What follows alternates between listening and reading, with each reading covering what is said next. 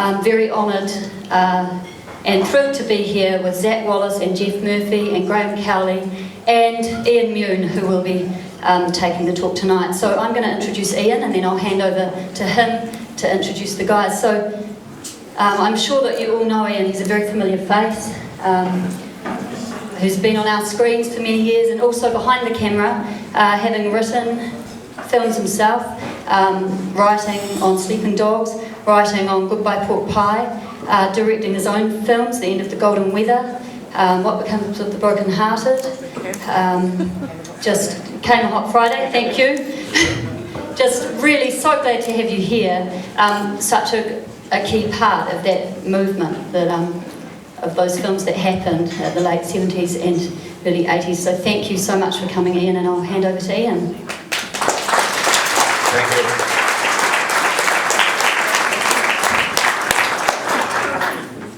I'm a bit shattered.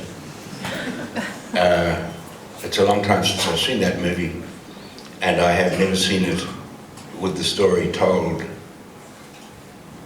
in such Shakespearean scale. And I'm not just referring to the quotes from Macbeth. The whole, everything that's operating underneath that movie just becomes more and more powerful as the movie goes on. And that feels to me like a Shakespearean tragedy. I have to congratulate all you guys. Utu Redux knocked me over. So I'm not here to talk about me.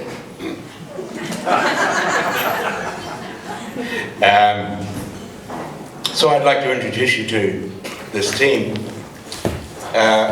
Obviously enough, you're going to know who this guy is. Anzac Wallace, who has given in Utu one of the great performances of New Zealand cinema.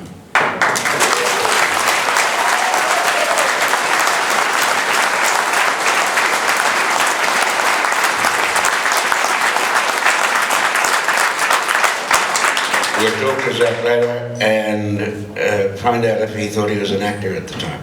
That would be interesting. Over here you've got Mr. Graeme Cowley, who was the director of photography on the film, a man who I always felt uncomfortable with in those days because we were all just scratching away to try and get a movie made, but Graeme had a business. When I first met him, he'd already got back from England, where he had bought up a few container loads of film gear, cameras, lenses, tripods, all that stuff, C-stands. And he brought it back to New Zealand, and it made it possible for New Zealanders outside of the film unit and TV. It made it possible for New Zealanders to be able to make their own movies. Without that business, and that business has just gone bigger and bigger and bigger, a lot of our movies just could not have been made. Graeme Cowley.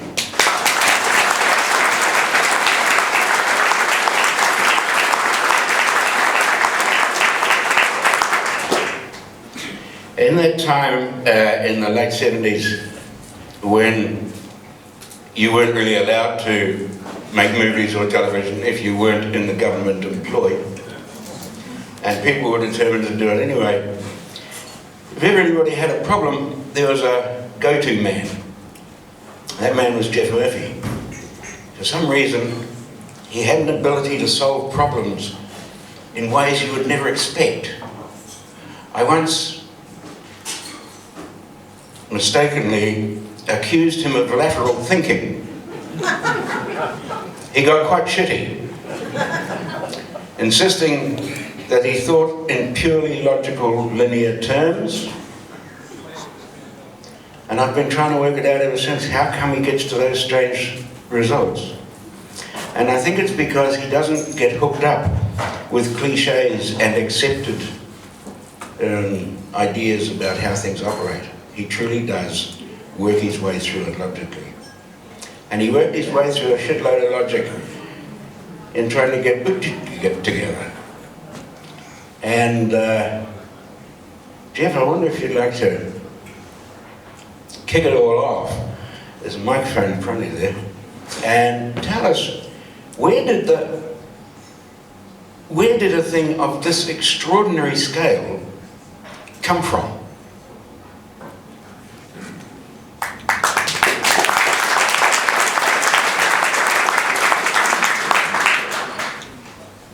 I don't know.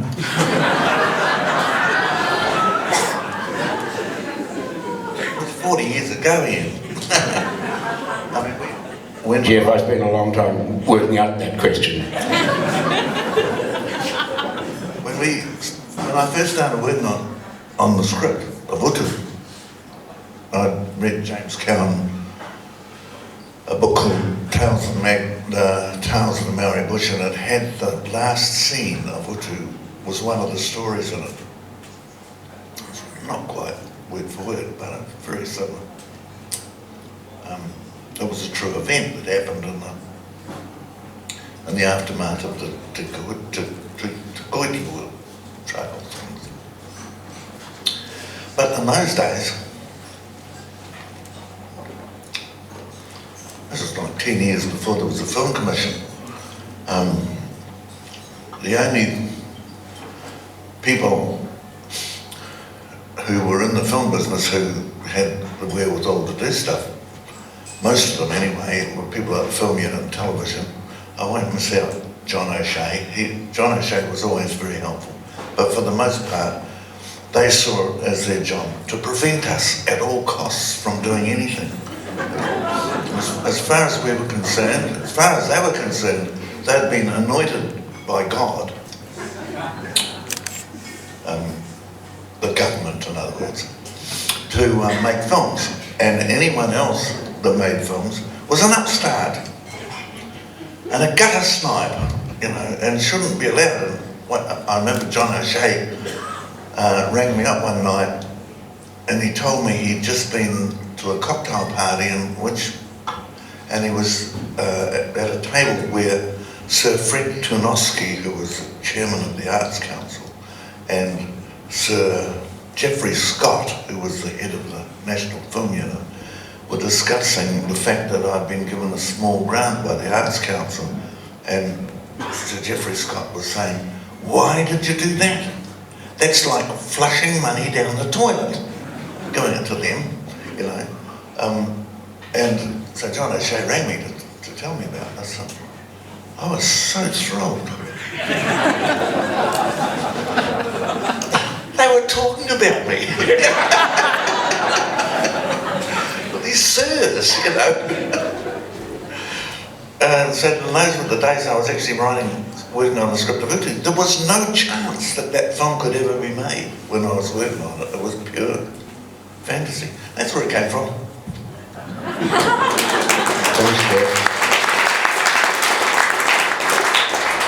Let's just take it a little further.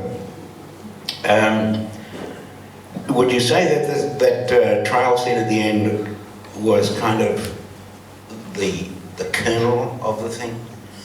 Or had you already been working on some ideas about this guy Tefeki? What's he talking about? Child sequence. Yeah, no, the child sequences was the anchor of the whole thing. Once I read that account by Cowan, I thought, this is the end scene of the movie. And the rest of the movie has to take the audience on the journey that arrives at that scene where they're all arguing over, we should shoot this guy. In fact, my first script was not called Utu, it was called Shoot the Bastard.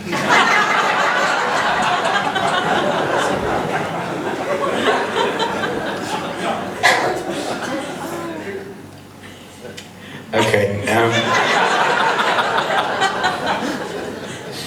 I have to say, it's a very courageous move to put all the huge fights in the middle of the movie, and for the big climax, what Sam Goldwyn say, we have a story that starts with an earthquake and moves up to a climax from there. And for the climax to have a dialogue scene where everybody's sitting down that lasts about 10 minutes. This is not in, it's not what you're going to learn if you go to Unitec or anywhere else. It's not the way it's done. Isn't it amazing that it works so incredibly well?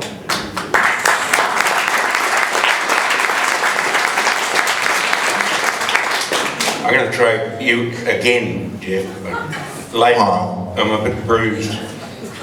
Zach, I've been wanting to ask you this question for years and years. It's 30 years, and guess what? There's 200 years of filmmaking sitting up here, so expect a few senior moments.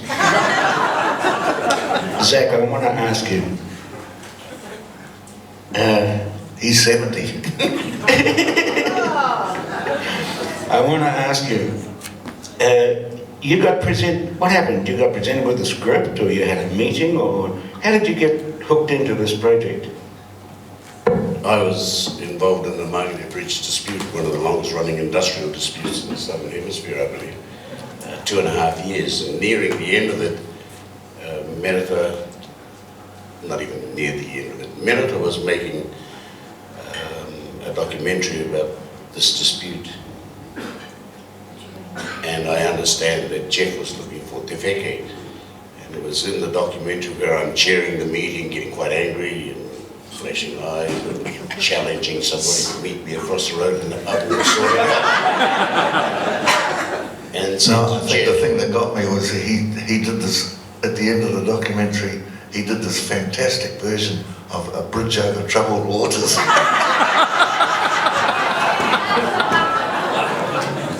And Ian said, Geoff had a look at this thing unbeknown to me, and he said, I want him. Merita came back to me and said, the director's coming to see you. I wasn't interested in movies, didn't know much about movies at all. But the director coming to see me, I saw Alfred Hitchcock with a cigar hanging out of his mouth. And 2 weeks after that invitation, Geoff arrives on my doorstep with a durry hanging out of his mouth. And not talking like Alfred Hitchcock, just saying, "Game, do you want to be in the movie?" I thought it was a joke. 30 years later, I'm still laughing. Until last Friday night, I saw it truthfully for the first time. I sat seriously watching this thing. And Geoff, I'm glad you took that chance. I'm glad that Merita, sadly, by the way, as all of you would know, has now gone. But I'm so glad that you took a chance and passed my name on to Geoff. Here I am here.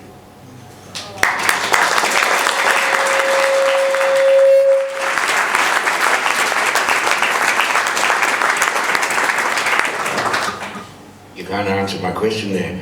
So did you think you were an actor? Still don't. But the money's great.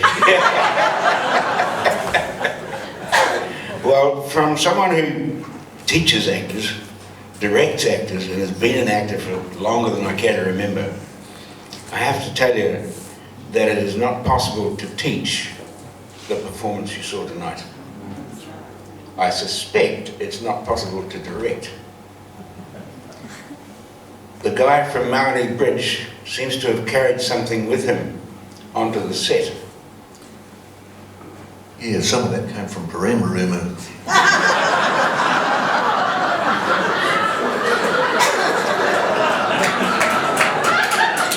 There are many schools in our education system.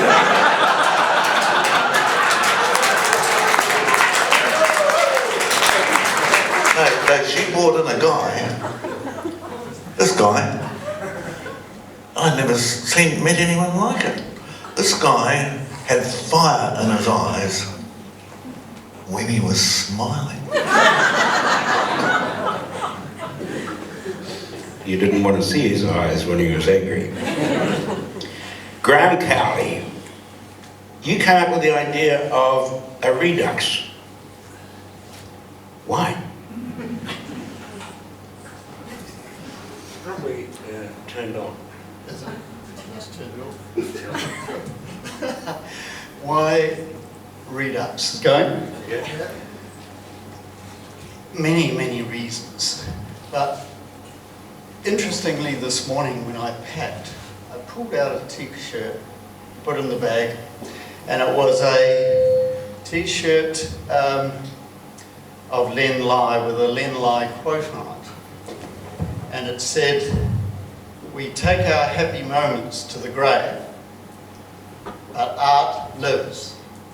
And I looked at it, I thought, is this relevant today? I thought, well, I can understand a bit about taking our happy moments to the grave, but the other bit, Utu almost didn't live. Our art is very, very fragile. You know, he was being a bit confident, I thought, because film is such a transient thing. We have the live performances at the beginning. There's a lot of money, a lot of activity and enthusiasm. And then the audience sees just copies and shadows on the wall. And if we don't nurture them and look after them, those shadows fade over the years and disappear, like Utu almost did. But I think if we go back to Len Lai's statement that art lives, he's actually saying it's a living thing, and we have a responsibility, all of us, to look after our art and make sure that it's alive, that it's working, that it's in front of us. So really, I found out this morning why we restored Utu. But there's a couple of other reasons. I think I've always, having been on the set, and at that time, realised that we did something very special. There was a lot of us, we were inspired by this guy here and what he had done before. We were happy just to go into the wilderness with him. But we had a fair amount of experience ourselves. Well, that was the fourth feature that I'd been on. I'd been working in the industry for 15 years. A reporter, sometime over the last week or two, said we didn't know what we were doing and we made this amazing film. Well, and that's when Mike Horton, the editor, and I started saying, hey, and in fact he got grumpy like me, he ran. And we went through the heads of departments, and we had a fair amount of experience at a very young age. I think the overseas industry, they were all old people. So we had enthusiasm, and we also had the Kiwi ingenuity of that time. And although 3 million for Utu was the biggest amount of money for the time, we really needed about 5 or more. So, young enthusiasm, some experience,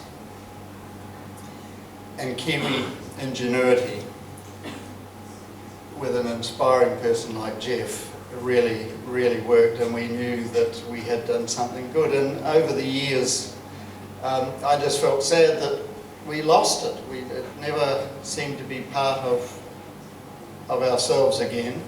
Although in the last few weeks, I've met a lot of people that say it's their best film, and I've seen it.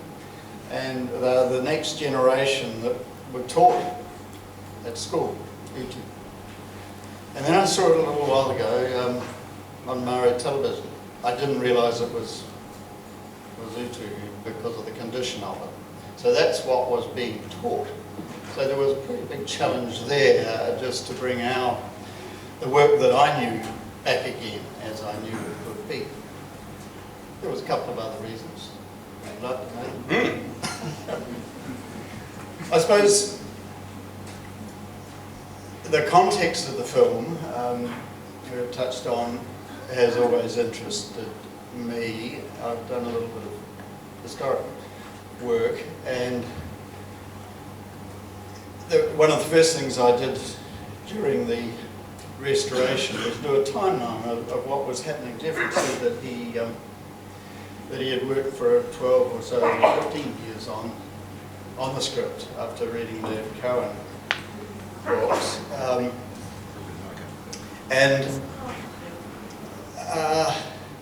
the timeline's really interesting because the development of the film is right through the time of the development of Maori activism and the call for the treaty to be honoured. And then about 2 years before the film was produced, the Waitangi Tribunal Settlement Court was established. There were events like the Springbok Tour protests, which were 81. And then after the film, about 18 months or less, the Waitangi Tribunal was extended to go back to 1940. It's extraordinary that it didn't go that far at the beginning. And also to include land, which is even more extraordinary. So really the film, it mightn't have changed those events, but it reflected them truly, the feeling of the time. The topic was very much about the topic of the time. And I just think that's extraordinary to have a work of art that has that connection with the culture, and it should just survive. Thank you very much. We're going to throw it over to you guys.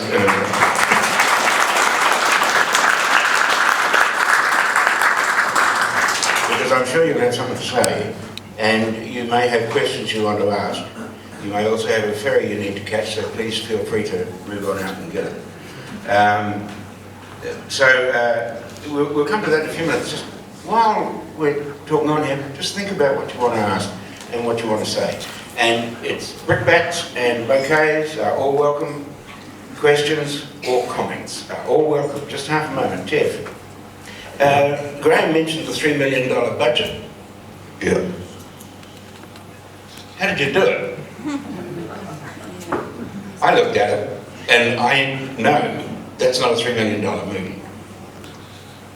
Oh, well, you know, we just did it. How did you get a MGM-sized army marching across what looked like somewhere in the Wild West? Well, it wasn't easy. We went round to schools and we gave them a little piece of paper on which was the plan of how to make a cardboard hat. And they made these cardboard hats and painted them black, and we said, you get the silver paper off the top of a milk bottle, which they used to have in those days, and stick it in the middle, and that's the badge. And wear black clothes and bring a stick, ideally painted black. And they did, and we went to places like Te Aute College and, you know, all the main colleges around there, and we went to all the riding schools. So all the girls were given the same thing, and they all made their hats and stuff. So all those horse people that you see in those white shots, the cavalry, they're all girls from the riding schools.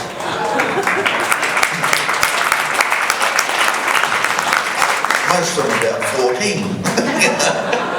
And when they arrived at the set, Ron Highfield, and he's here somewhere. You're here somewhere, aren't you, Ron?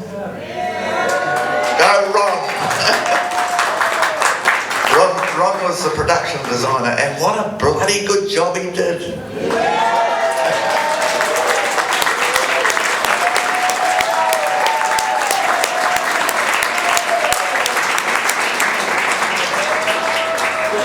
Well, he set up a tent, and as they arrived, we bussed them in. About 100 to a bus, I think, they're big buses, and they would climb off the bus and they would be confronted by this tent. They would go into the tent and the art department would be there with masking tape, white masking tape, and they'd stick one piece across here like that, one piece here, and then they'd say turn around, and they'd put a couple of stamps on the back. And they did that, and they'd come out the other end. They were soldiers. They were soldiers. If they were at the end of the room here, you could film them. You couldn't get any closer though, you know, otherwise you'd see that they were a real ragtag bunch, you know, but across the plains that we had 1,000 of them out there. 1,000 soldiers. That's how we did it. It didn't cost that much. There must have been a hell of a pile of horse floats. How do you keep them hidden? There must have been 100 horse floats, more, to carry all those horses in there. Yeah, there must have been. I don't remember, you see, because... And also, you know, the local cocky allowed us to use his paddocks and stuff like that. So some of the horses arrived the day before, I know that. And I know that when we went into that area where the river was, where Bruno fell into the river off the cliff, that was just over the back of that area. And the only way you could get him was by helicopter. So we paired the crew down to the absolute moment, and we choppered them, and we couldn't get a horse in by the chopper, and we needed 2 horses, and one of them, they were both brown, but one of them had a white blaze on it. So, was it Trixie? She took the horse, she set out the day before and found her path and got the horse in there somewhere, and we landed on the chopper, and we shot all the stuff with that horse, and then we painted it white stuff on it, and shot the stuff with the other horse. That's what you do when you don't have enough money to shoot it like that. Peter Jackson doesn't piss around doing this sort of stuff. He used to. So do you reckon that's logic or lateral? Listen, I think it's you guys' turn because it's Sunday night, we're all working tomorrow. If anybody has a question, there's probably the sound in here is probably good enough. You can just call it out, stick your hand up, and I'll maybe point to the odd one. Someone over there, stick your hand up. A greeting to the rangatira speakers there. This is a question really for Graeme, I think, but maybe you all would like to say. I was very pleased to see Paul Leach's name be on the screen. And I don't know whether Gretchen is going to know. Gretchen, you here? Yep, I'm here.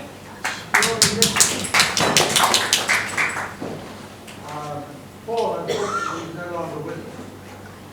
But I wondered whether you'd say something about his contribution. Oh, I could.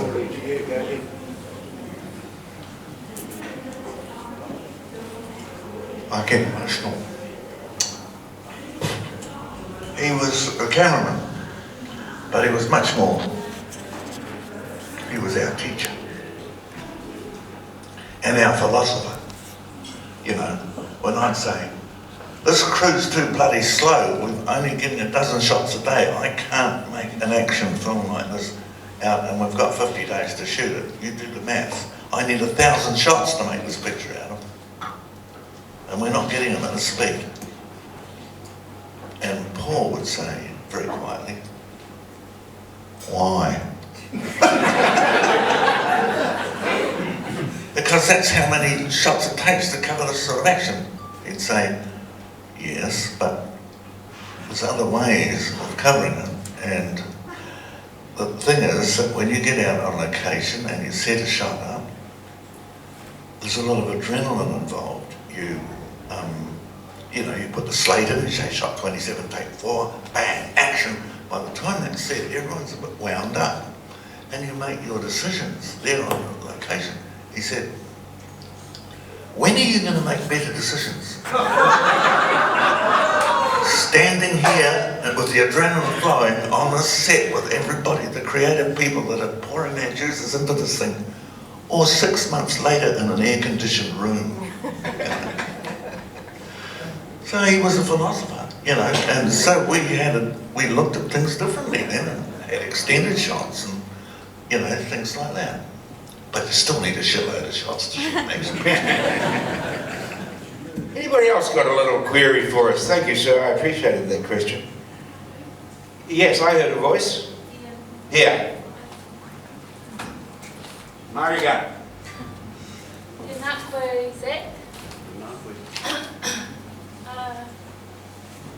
Welcome home. I feel as though I've waited 30 years to see your face in person again.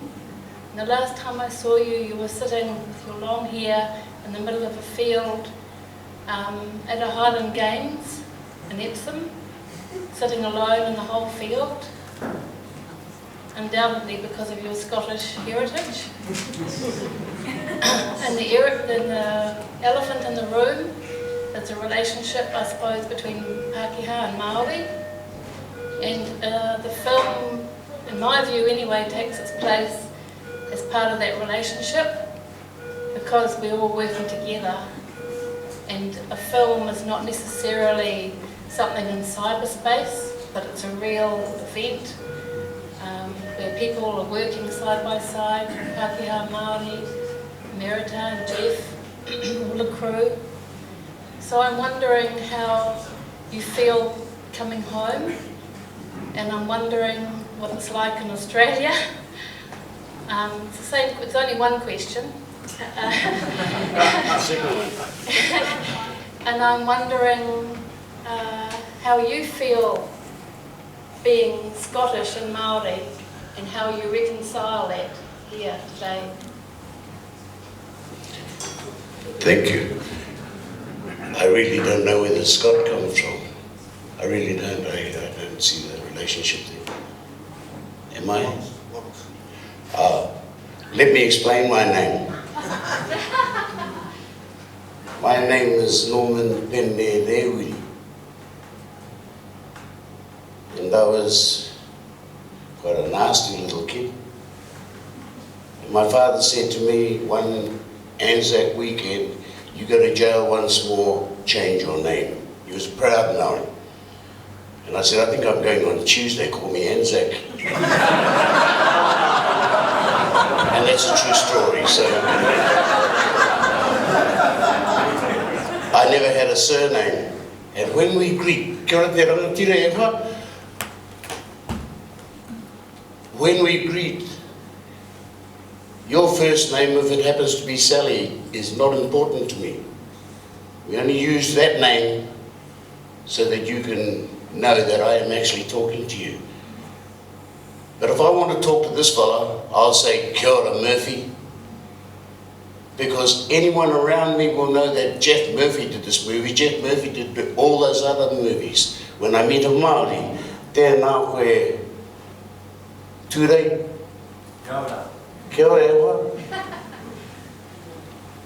When I look at Ilona Rogers, Kia ora Rogers, a lady who just uplifted me. So that's how important the name is. Do I like being back home? I had no desire 30 years ago. 25 years ago, sorry. I had no desire to come back. I was hurt when I left here, and I hurt people before I left. I had no desire to come back. My children would come to Australia crying, "Dad, come home." No desire. Somebody offered me a role, and the funding was coming from England. Give me incentive to come back home. 30 million wouldn't have brought me home. I was hurt that much, and I'd hurt people that much. Then I got a phone call, "Geoff wants you to come back to New Zealand because of this Redux." My daughter goes on the internet and comes up with all these things, and I saw Redux, and I started to warm to coming home. I also have a daughter born in Australia who'd never met her sister, never met her brother, met a sister that came over from England. I knew it was time to come home. I came home on Friday, as I said, not knowing what Utu was all about until that night. I sat with Geoff and he's going, "Flash, eh?" He'd see himself sitting next to me last Friday night saying, "I'm an actor."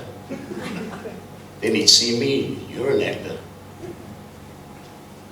The best thing is now my feet are warm to the whenua, and I am coming home.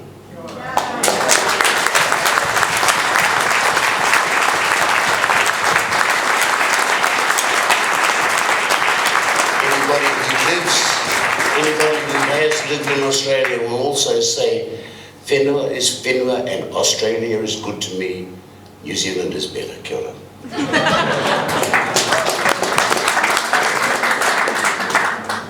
There's just one other comment I want to make, and I don't know how relevant it is, but I'm sure it is, and that is that many of the lead players in the film Utu were radicals of some sort in the 1980s and 70s.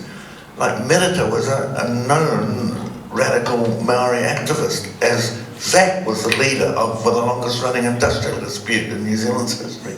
Tim Shadbolt's in it, you know. Toma Powata was, you know, wanting to borrow. He was trying to find dynamite to go and blow up the Raglan golf course, you know. You know, there were a lot of Maori radicals in it. They weren't chosen because they were Maori radicals. They just happened to fit what we were doing, you know. So anyway, I'll just chuck that to you. Have we got any more? Yep. Yeah. I'd just like to ask Geoff if he could say a little bit about, there was a moment in that film that I thought was pure Bruno, and that was when he kissed the British officer. So can you just talk a little bit about Bruno Lawrence in front of the camera? Yeah, it was. That wasn't in the script. Bruno just went and did it. Quite a lot of it is like that. That whole chant and dance at the end that We Cookie Car does, that's all written by him. The entire sermon in the church that the vicar does is written by Martin Sanderson. You know, he trained as a vicar in Cambridge. So he did a much better job of writing it than I could, you know. I don't think Zach made any of the stuff up. But, you know, a lot of it was done give and take with the people in it. Any more for any more? Ah, there's a lady. We've talked a lot about the like political issues that were going on at the time, and there's definitely a very strong political undertone to what's going on in the film. Was there anything specifically that you wanted to set out to say or to change with the movie? Sorry, I'm a bit deaf. Well, I can't, what was that? Was there anything specific that you wanted to say or change with the movie? Oh, but politically? Yeah. Using these people? No, not really. I wanted to tell a narrative of, well, I was really keen to catch what was going down in those years, you know, the terrible things that went on. But there was a grave temptation to sort of put in political ideas that sprang out of the Springbok Tour or something like that. And some of them actually did emerge from it. But I think when we did the Redux, we got rid of most of them because they weren't really relevant. They were trying to do something that is not what the great Shakespearean epic was about. You know? There's still a wee tiny bit of Springbok Tour stuff in there. I catch the odd inflection, you know, like when Tim Elliott says to Scott, Laura, Mr. Scott, does he still say that? So he says something like that, and it's what they were all saying at the time of the Springbok Tour. But no, generally we tried to steer clear of it and steer to it. It's like, what was the name of that French mime that never spoke? Yeah. He said, I never do any material that's about politics, that's current. He says, I always seek material which is universal and means something to every person on earth and will for centuries. You know, that's what he was on about. And in some ways I leaned that way on it. That's what I wanted. I wanted to say this is about justice, this is about the nature of reciprocity, and it's about honour and how important it is that you die correctly. You know, stuff like that. You know. That's what I was trying to say. It's still about justice and honour and so on. I think, you know, even today and even now, and especially with some of the things that we're going through now, we can look at that film and we can see it in a way that we want to see it. We can make our own statement from it. And I think it's a brilliant film. Thank you for redoing it. There's a very interesting thing, something Graham mentioned earlier about a film being shadows on a wall. You can work your backside off for a long time on a movie. Geoff spent 12 or 15 years getting Utu to happen, and the actual making of it and putting it all together and getting it to market takes about a year or more. But the thing is, when you've finished making it, you have to screen it for your producer. So you sit down in a little dark room with a big screen at the end, and the shadows go up on the wall, and you watch it. And hopefully the producer goes, oh, thank God. But the fact is that you do not know what you've got. You know what you've been trying to do, and you can see if you've succeeded in what you've been trying to do in terms of getting it up there on the wall, but you don't know what it is until you put it up on a real one and the general public comes in and pays their money. Never listen to comments given by people who've had free tickets. They pay their money and you sit with them. Sunglasses and moustache. What did Roger say? Everyone's opinion's worth $15 or something. That's right. But sitting with the group,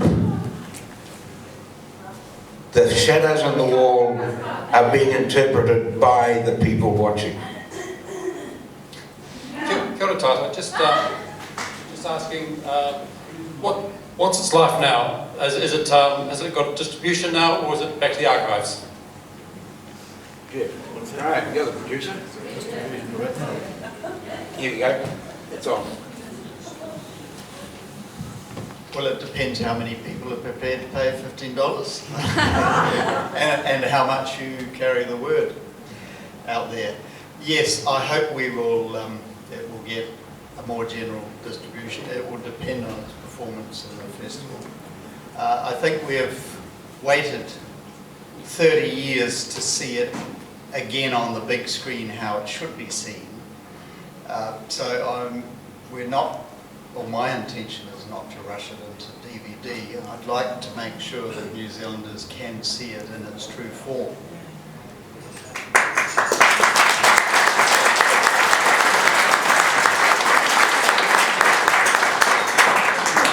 However, you don't always have a choice on these things. It's hard to get people to come and see it because they think they've already seen it. Yes. And that's part of the problem. They all saw it at school 15 times, you know. Once for English, once for social studies, once for history, you know. It's true. I've talked to people who've said that. And so it's really hard to say, oh, we've got a new version of it, come and have a look at it. Oh, God, not again. And the other thing is that this is a film festival screening, and when the original film opened, it was overwhelmingly supported by Maori people, much more than Pākehās. As it went south, the attendances fell off. No one wanted to see it in Invercargill. You know, in Whangarei it went through the roof. And that's how it was. And, you know, after 12 weeks in Queen Street, and I quote, the manager of the theatre across the road, the regent at the time, said, yes, it's still playing, but it's playing to a lower class of audience. He meant Maoris. And Maoris don't come to festival screenings, so we don't know whether this is still true today. But I am pretty sure that it'll do damn well in Rotorua. One thing you can be sure about, though, it is not going back to the archive in the way that you meant.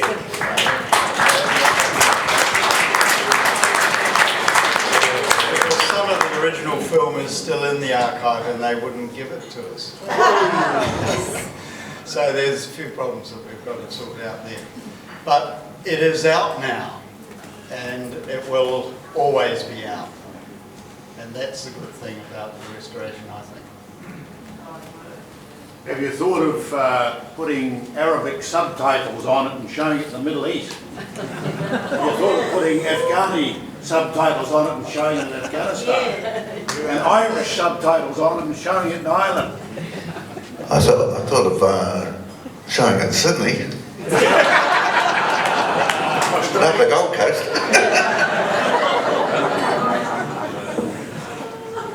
Is it true that the American distributors changed the editing of the film, the beginning and the end, or take part of the end, tell it in the beginning, thus completely changing the narrative?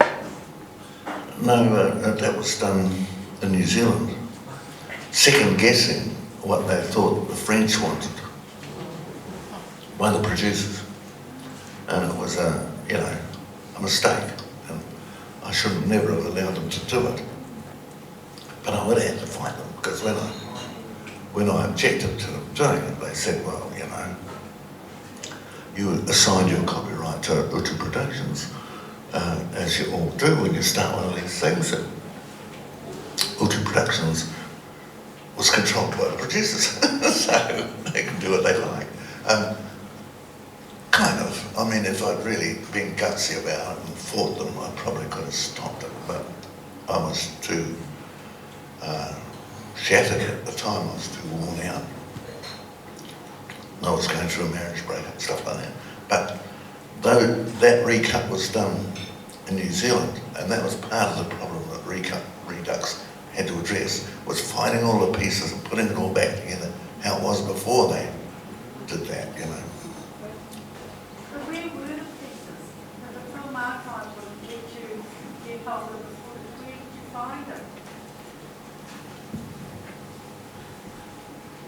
Most of the film was at the archive. There's the publicity material we weren't allowed to get at the end. It was a little surprise they saved for us in that regard. All the extra bits that were in the film tonight that weren't in the original, they will be preserved. They had, what had happened with the revised version, and we didn't discover this until we started the restoration. We thought initially all we were doing is a fairly straightforward digitisation and clean up of the original negative. But then we found that they had used that original negative to cut the new version. And in that process, well, they'd take a lot of shots out and cut a lot of shots, and they'd roll them up into little wee rolls and stuck them up with sellotape. And I don't know if you've seen what sellotape goes like after 30 years. It's fairly interesting. And they were put in little rolls. They were in the archive, perfectly preserved in their little rolls. And they had aged at a different rate from the film they'd been cut from. So we lost a frame from the cut, which we had to regenerate or find from some other duplication. And then we had to match those elements. There were lovely crane shots that had been cut in half, like the big one that starts on Bruno and goes up into the piano room had been cut in half, but now you can't tell the brilliant work that Paper Road Post did. So it became a big job, and it was just hunting for the material. I went through every foot of the 86,000 feet. I knew visually it all, so we just looked for shots. There were some particular things that we looked for a long time and found out had been destroyed.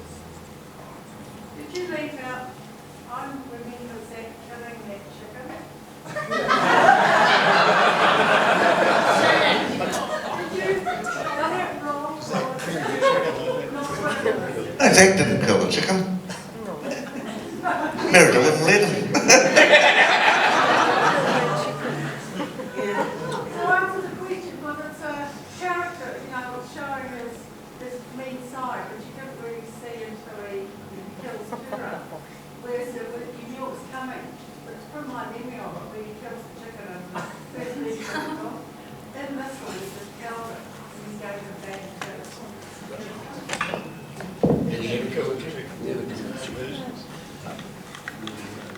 I never ever killed that chicken. I think, Helen, you're just demonstrating how the film impacted on you. When I was at Cannes, you know, one of the journalists in the audience attacked me at the end of the screening for the gratuitous violence and how she'd seen the vicar's head chopped off. And I said, you never saw the vicar's head chopped off? He said, I did, I saw it chopped off. I said, no, the vicar falls past the camera and the chopping happens in front of the lens and the vicar's out of shot. No, I saw his head chopped off. Absolutely convinced. Watch out for movies. Folks, it's getting towards that late bus time and ferry time. I'd like to say thank you to our three panellists here tonight and to congratulate you once again, all of you and your crew and cast, for a magnificent movie. And it's like it's just come out now. I'd also like to say especially thank you to you. You are the people who pay your $15 and make the movie be what it is going to be. $17.50. $17.50. I know, I thought the 15 was a bit low. I went to the theatre the other night, it was over $50. Anyway, thank you so much. It's been great talking with you tonight, and I'd like it to go on for longer, but people have got their beds to get to. And if you'd like to tell your friends, if you didn't, shut up.